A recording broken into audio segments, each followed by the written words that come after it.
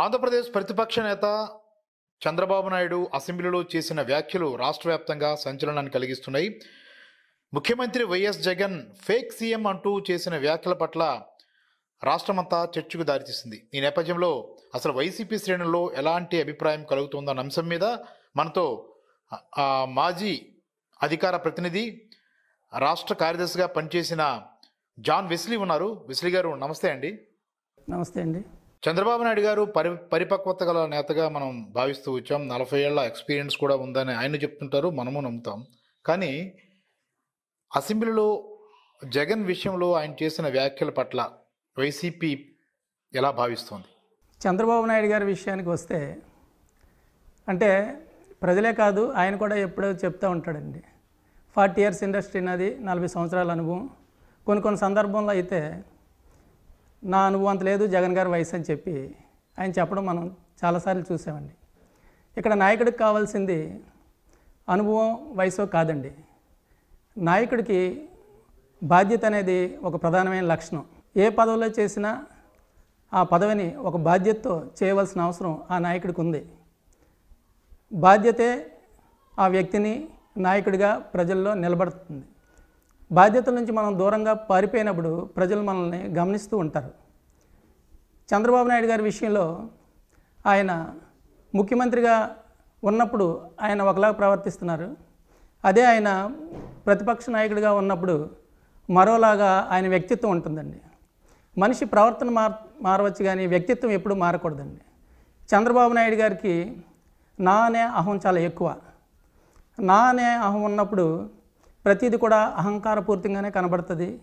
నేను చెప్పిందే జరగాలి, నేను చెప్పిందే చేయాలనే ఒక భావన మనలోకి వస్తుందండి. జగన్ గారు ఎప్పుడు కూడా మన ప్రభుత్వం అని చెప్తూ ఉంటారు. అంటే దీనికి చాలా తేడా ఉందండి. మనం కుటుంబాన్ని, మనం ఇంట్లో ఉన్నప్పుడు కుటుంబాన్ని మనం అని చెప్తాం, మనందరం బాగుండాలని చెప్తాం. అదే బయటికి వెళ్ళిన తర్వాత సమాజం పట్ల ఏదైనా సమస్య వచ్చినప్పుడు మనకెందుకులే అని చెప్పి ప్రవర్తిస్తాం. అక్కడ ఒకలాగా ఉంటుంది సమాజంలో, ఇంట్లో ఒకలాగా ఉంటుంది. అదే జగన్ గారి విషయంకి వస్తే మనం అనే భావన ఆయనకి ఇంట్లోనూ బయట కూడా ఎప్పుడు నరనరాల్లో జీర్ణించిపోయింది. అందువల్లే ఆయన ప్రజలందరినీ కూడా సొంత బిడ్డల్లాగా చూస్తూ మంచి హృదయంతో ఆయన పరిపాలించడం మనందరం చూస్తున్నాం. రాజకీయం వేరు, మనస్ఫూర్తిగా మనసుతో ప్రజలతో మెలగడం వేరండి. వెస్లీ గారు, జగన్ని ఫేక్ సీఎంగా చంద్రబాబు అభివర్ణించడాన్ని లేదంటే విమర్శించడాన్ని వైసీపీ ఎలా స్వీకరిస్తుంది? ముఖ్యంగా 2019 ఎన్నికల్లో ఘనమైన మెజార్టీతో ఆయన సీఎం అవ్వడం జరిగింది. ప్రజలు కూడా ఓట్లేసి ఆయన గెలిపించారు. అయినప్పుడు కూడా ఆ సీఎంగా ఆయన ఏమాత్రం కూడా పరిగణించలేము అన్నట్లుగా చంద్రబాబు భావించడాన్ని ఎలా చూస్తారు?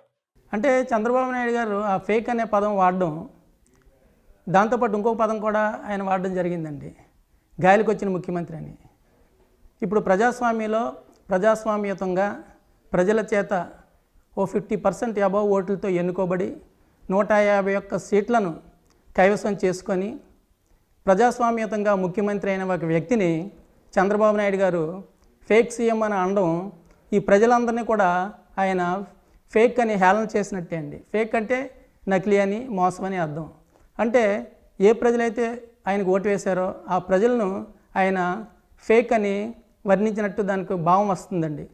ప్రజాస్వామ్యంలో ఒక స్ఫూర్తివంతమైన నాయకుడిగా ఆయన బాధ్యతలను, ప్రతిపక్ష నాయకుడిగా వ్యవహరించవలసిన తీరును ఆయన విస్మరించి ఆయనకు వస్తున్న ఉద్రేకాన్ని, ఎందుకంటే ఆయనకు అధికారం కోల్పోయిన దగ్గర నుంచి కూడా ఆయన తట్టుకోలేకపోతున్నాడండి.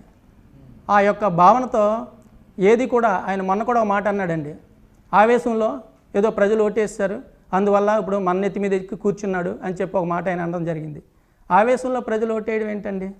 5 సంవత్సరాలు నువ్వు ఒక పరిపాలన అందించావు అంటే నువ్వు అందించిన 5 సంవత్సరాల పరిపాలన వాళ్ళకి ఆవేదనని మిగిల్చిందనమాట. అందుకే ఆవేశంలో వాళ్ళు జగన్ గారికే ఓటు వేశారు. మీరు చేసిన పరిపాలన నీతివంతమైన పాలన, ఆదర్శవంతమైన పరిపాలన అయితే మీకే ఓటు వేసి ఉండేవారు.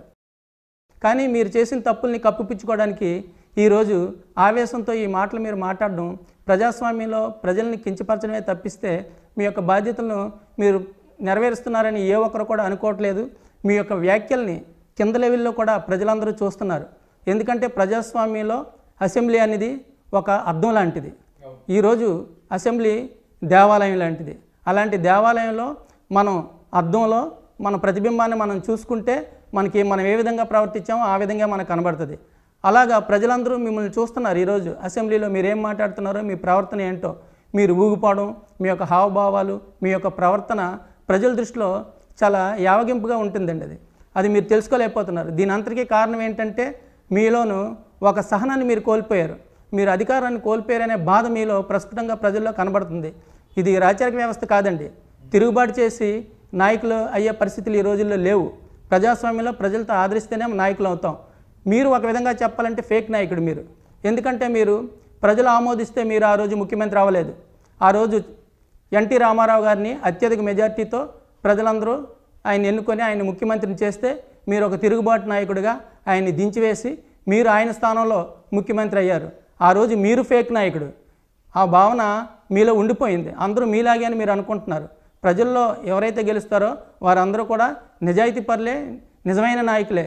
మీ అబ్బాయిని కూడా మీరు ప్రజల్లోంచి మీరు ఏ రోజు గెలిపించలేదు.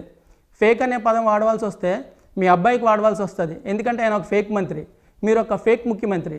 అలాంటి మీరు జగన్మోహన్ రెడ్డి గారిని ఈ విధంగా విమర్శించడం ఈరోజు చూస్తున్న ప్రజలు ఎవరు కూడా హర్షించట్లేదండి.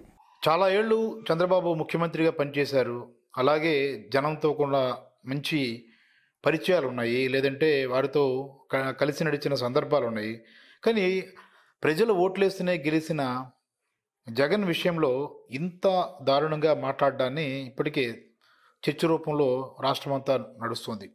మరోవైపు చంద్రబాబు వ్యాఖ్యల విషయంలో సహనాన్ని కోల్పోవడంగా అసెంబ్లీ భావిస్తుందంటారా? అంటే నేను ఇందాక మీకు అదే చెప్పుకొని వచ్చానండి. ఆయన ఫ్రస్ట్రేషన్లోకి వెళ్ళిపోయాడండి. ఆయన అంటే ఇంక నాకు సీఎం అందని ద్రాక్షేమో, నేను రాబోయే రోజుల్లో ఇంక నేను మరలా సీఎం అవ్వలేనేమో, ఎందుకంటే నాకు వచ్చిన అవకాశాలని నేను ఆ రోజు సద్వినియోగం చేసుకోలేకపోయాను. ఎందుకంటే ఆయన ముఖ్యమంత్రిగా ఉన్నప్పుడు మనం ఒకసారి గత 5 సంవత్సరాల వెనక్కి టూకీగా వెళ్ళినట్టయితే ఆయన ఎప్పుడు కూడా కమిషన్ల కోసమో మరి దేనికోసమో తెలియదు కానీ పెట్టుబడుల కోసం అని చెప్పి విదేశాల్లో ఆయన టూర్లు తిరగడం, ఇక్కడ ఉన్న మంత్రులు అయితేనేమి అప్పుడున్న ఎమ్మెల్యేలు అయితేనేమి ఎప్పుడు కూడా అమరావతిలో రియల్ ఎస్టేట్ పేరుతో ఈ భూముల విషయమే వాళ్ళు ఎప్పుడు కూడా కాన్సన్ట్రేట్ చేయడం, ఇంకా ముఖ్యమంత్రి మంత్రులు కూడా ప్రభుత్వాన్ని పట్టించుకోలేని పరిస్థితిలో అధికారులు ఎవరూ కూడా ఆ రోజు విజయవాడలో అమరావతిలో లేరండి. అందరూ కూడా హైదరాబాద్లోనే ఉండేవారు. ఆ రోజు మీరు ఆ పరిపాలన మీరు గాలికి వదిలేశారు. ఆ గాలికి వదిలిన దాని ప్రభావమే ఈరోజు మీరు అధికారం కోల్పోయారు. మీరు మరలా అధికారంలోకి రావాలని చెప్పి ఒక ఉత్తమ నాయకుడిని మీరు ఈరోజు భూతద్దంలో చూపిస్తున్నారు. ఆయన ఏ మంచి పని చేసినా ఆయన తప్పుగా మీరు చిత్రీకరిస్తున్నారు. ఆయన ఒక మంచి పథకాన్ని ఏదైనా ప్రవేశపెడితే దాన్ని మీరు కోర్టుల్లోకి వెళ్ళి వాటిని అమలు చేయనీయకుండా మీరు చేస్తున్న తీరు ఈరోజు రాష్ట్రంలో ప్రజలందరూ చూస్తున్నారు. ఒక మనసున్న నాయకుడు ఆ రోజు ప్రతిపక్ష నేతగా ఆయన బాధ్యతను ఆ రోజు కూడా ఆయన నెరవేర్చాడండి. ఆయన ఏ రోజు కూడా పాత ప్రతిపక్ష నాయకుడిగా ఆయన ఉన్నప్పుడు ఆయన ఒక్కటి కూడా కోర్టులో సవాల్ చేయలేదు ప్రభుత్వ నిర్ణయాలని. ఆ రోజు ప్రభుత్వం వారికి మ్యాండేట్ ఇచ్చింది, 5 సంవత్సరాలు వారు పరిపాలిస్తారు, మనల్ని ప్రతిపక్షంలో కూర్చోమంది, మనం ప్రతిపక్ష నాయకుడిగా నా బాధ్యతని నేను నెరవేర్చాలి అని చెప్పి ఆయన 23 మంది ఎమ్మెల్యేలని ఈ పార్టీ నుంచి ఆ పార్టీలోకి ఫిరాయింపు చేసినా కూడా ఆయన వెళ్ళిపోతే వెళ్ళిపోని, నేను ప్రజాస్వామ్యతంగా నేను ప్రజల్లోకే వెళ్తాను, ప్రజలే నాకు జవాబుదారీ, నేను ప్రజలకే జవాబు చెప్పాల్సిన అవసరం నాకు ఉందని చెప్పి ఆయన ప్రజల్లోకి వచ్చి ప్రజలతోనే మమేకమయ్యాడండి. అందులో భాగంగానే ప్రజా సంకల్ప యాత్రను చేపట్టి అసెంబ్లీని ఆయన ప్రజల్లో ఇక్కడ చూసుకొని ప్రజలకే సమాధానం ఇస్తూ ప్రజల మన్నలను పొంది ఒక పరిపూర్ణమైన నేతగా ఆయన ఆ రోజే ప్రతిపక్ష నాయకుడి పాత్రను సమర్థవంతంగా పోషించి ఈరోజు ముఖ్యమంత్రిగా ఆయన ప్రజలు ఎన్నుకున్న తర్వాత ఈరోజు ముఖ్యమంత్రిగా కూడా ఆయన సమర్థవంతంగా ప్రజలకు సేవలు అందిస్తున్నాడండి. ఎప్పుడైనా సేవ చేసేవాడే నాయకుడు అవుతాడని ఆయన గతంలో ఎప్పుడు చెప్తుండేవారు.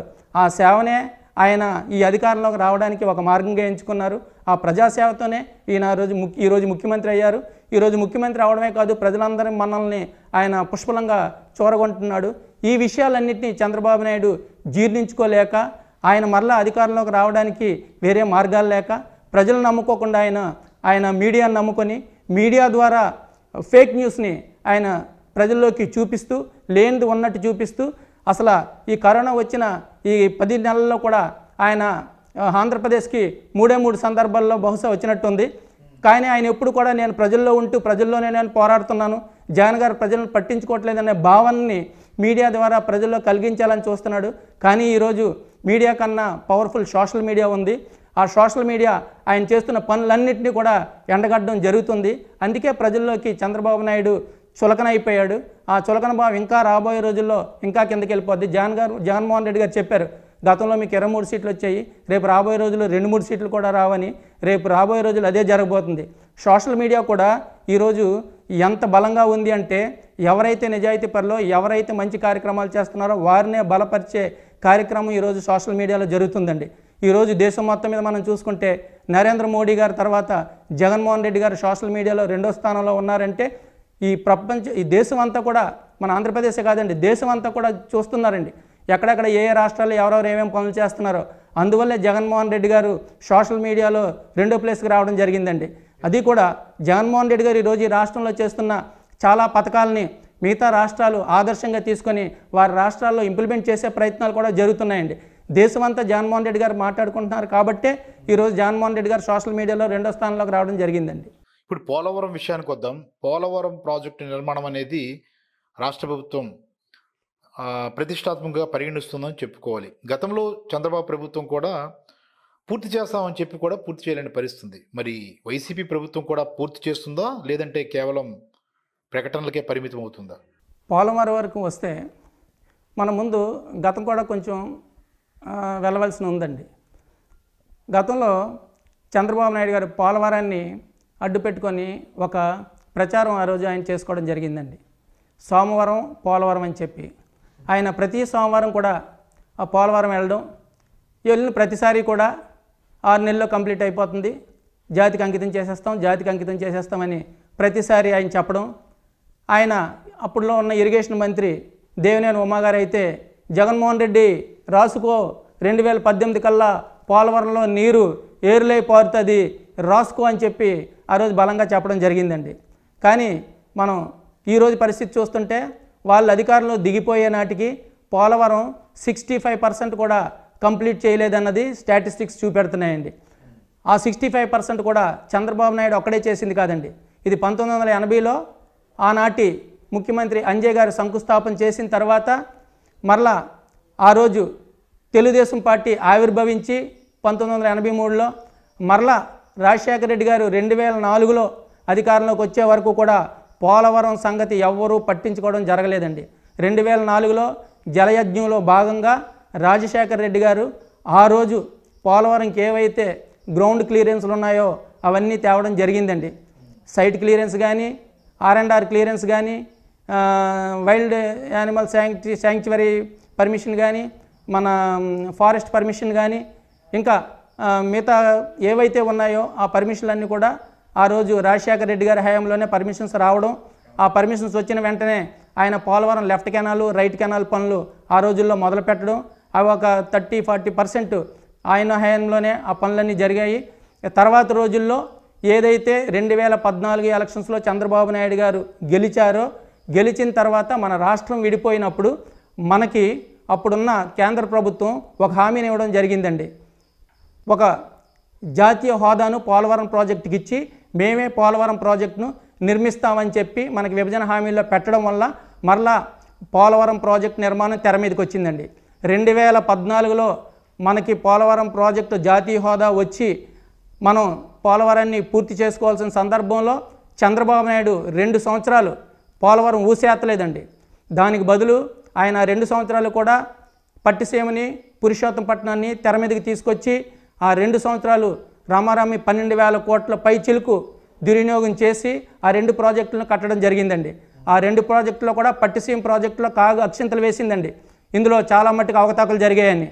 అదే 1,200 కోట్లు ఆ రోజు పోలవరం మీద ఖర్చు పెట్టుంటే పోలవరం చంద్రబాబు నాయుడు గారి హయాంలోనే కంప్లీట్ అయ్యి ఉండేది.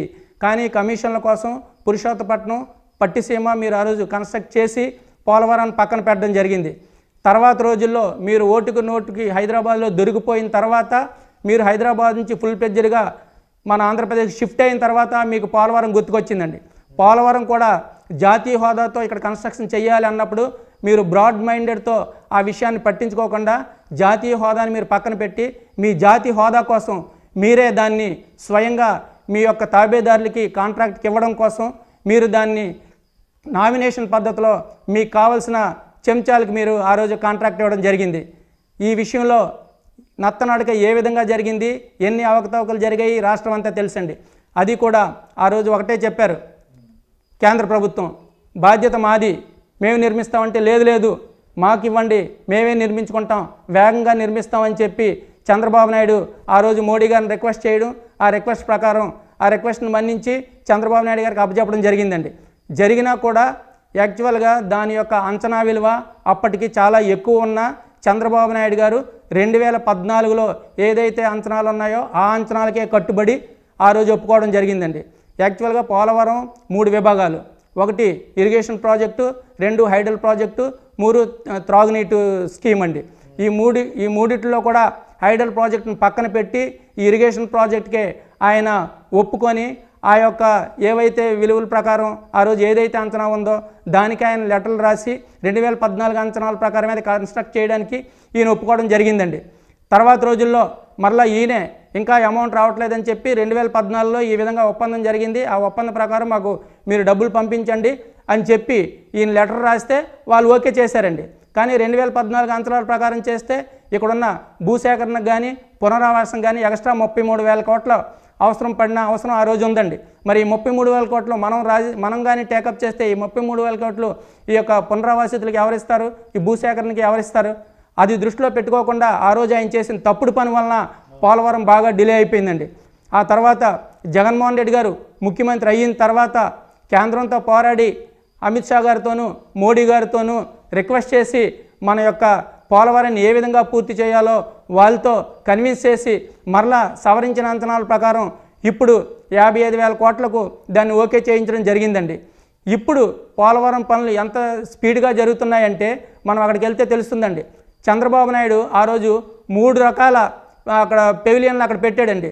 3 రకాలుగా శంకుస్థాపనలు చేసి ప్రతిసారి పోలవరం కంప్లీట్ అయిందని ఒక భావన ప్రజల్లోకి తీసుకెళ్ళాడండి. కానీ ఆ రోజున్న మనం చూసాం అక్కడ 48 పియర్స్లో కూడా ఆయన 23 మీటర్లే ఒక్కొక్క పియర్ని ఆయన కన్స్ట్రక్ట్ చేయడం జరిగింది. ఈరోజు రమారమి 52 మీటర్ల వరకు కూడా ప్రతి పియరు అక్కడ కన్స్ట్రక్ట్ చేయడం జరిగింది. 198 గడ్డర్స్ ఈరోజు అక్కడ తయారీ జరిగాయి. ఆల్మోస్ట్ ఆల్ ఒక 110 గడ్డర్స్ ఆల్మోస్ట్ ఎక్కించడం జరిగిందండి. స్పిల్వే 80% కంప్లీట్ అయిపోయింది. రాక్ ఫిల్ ఎత్తడం 80% కంప్లీట్ అయిపోయింది. ఈ విధంగా నిన్నే అక్కడ పోలవరం సిఈ ప్రధాన్ గారు నిన్నే ఇన్స్పెక్షన్ అయిందండి. నిన్న ఈ టైంకి అక్కడ ఇన్స్పెక్షన్ జరుగుతూ ఉంది. మేము అనుకున్న టైంకి పోలవరాన్ని అందిస్తాం, డిసెంబర్ 21 కల్లా పోలవరం కంప్లీట్ అయిపోద్ది, 22 జూలై కల్లా 27 లక్షల ఎకరాలకు మేము ఆయకట్టుకు నీరు అందించే ప్రణాళికను మేము కొనసాగిస్తాము, మీకు అందులో ఏ విధమైన ఇబ్బంది లేదు, పోలవరం డెఫినెట్గా పూర్తవుతుందని చెప్పి ఎప్పుడు నాయకుడు చెప్పి కూడా అక్కడ చంద్రబాబు నాయుడు. కానీ ఇక్కడ అధికారులే చెప్తున్నారు. అధికారులు ఎప్పుడు కూడా తప్పులు చెప్పరండి. అధికారులు ఎప్పుడు ఉన్నదన్నట్టే చెప్తారు. నాయకులే హైప్ కోసం కొంత మాట మారుస్తారు తప్పితే ఇక్కడ జగన్మోహన్ రెడ్డి గారు ఆ రోజు చెప్పారు నేను 2021 డిసెంబర్కి కంప్లీట్ చేస్తానని. అదే విషయాన్ని ఇక్కడ అధికారులు కార్యరూపంలోకి తీసుకొని వచ్చి కార్యరూపంలోకి దాల్చారు. 2021 డిసెంబర్ కల్లా పోలవరం పూర్తవుతుంది. 2022 జూలై కల్లా సమృద్ధిగా 27 లక్షల ఎకరాలు పంట పొలాలకు నీరు అందే కార్యక్రమం జగన్మోహన్ రెడ్డి గారు అందిస్తారండి. ఈరోజు హామీలు ఏవైతే ఆయన ఇచ్చాడో 129 హామీలు ఆయన ఇవ్వడం జరిగింది. ఆ 129 హామీల్లో ఇప్పటికే 98 హామీలు నెరవేర్చడం జరిగింది. అందులో ఇంకా కొన్ని క్యాలెండర్ డేట్ కూడా ఆయన ఇచ్చేశారు. ఇంకా లేని 29 హామీలను కూడా అందులో ఆయన ఇవ్వడం జరిగింది. రైతు భరోసా కేంద్రాలని ఆయన ఆ రోజు ఎలక్షన్ హామీలో ఏం చెప్పలేదండి, ఆయన ఇవ్వడం జరిగింది. ప్రతి నియోజకవర్గానికి ఒక బోర్లు వేయించడం అండి, ఒక డిగ్గింగ్ చేయడానికి డ్రిల్లర్ ఇవ్వడం, ఇవన్నీ కూడా రైతులకి జగన్మోహన్ రెడ్డి గారు చెప్పకుండా ఇచ్చినవేనండి. ఈరోజు రైతు భరోసా కేంద్రాల్లో కల్తీ ఎరువులు లేని సమస్య వచ్చిందనమాట అండి. ఇప్పుడు ఇంతకుముందు కల్తీ ఎరువులతో పెద్ద సమస్య అండి. ఇప్పుడు నాణ్యమైన విత్తనాలు, నాణ్యమైన ఎరువులు ఇవన్నీ రైతు భరోసా కేంద్రాల్లో దొరకడం, తర్వాత పంట పండిన తర్వాత ఏ రైతుకి ఇబ్బంది లేకుండా కొనుగోలుదారులు కూడా ఎక్కడే ఉండడం, పంట ఇచ్చే దగ్గర నుంచి పంట పండే వరకు కూడా బాధ్యతని ఈ గవర్నమెంట్ తీసుకోవడం వల్ల రైతు చాలా ఆనందకర పరిస్థితుల్లో ఈరోజు ఆంధ్రప్రదేశ్లో ఉన్నాడు. ఆంధ్రప్రదేశ్లో రైతు ఉన్నంత హ్యాపీగా ఎక్కడా లేరు. అందరూ అనుకుంటారు రైతు భరోసా 13,500 ఇస్తున్నారని. రైతు భరోసా వేరు, రైతు భరోసా కేంద్రాలు వేరు. రైతు భరోసా నీకు పంట వేయడానికి రైతుకు భరోసా జగన్మోహన్ రెడ్డి గారు అకౌంట్లో డబ్బులు వేస్తున్నారు.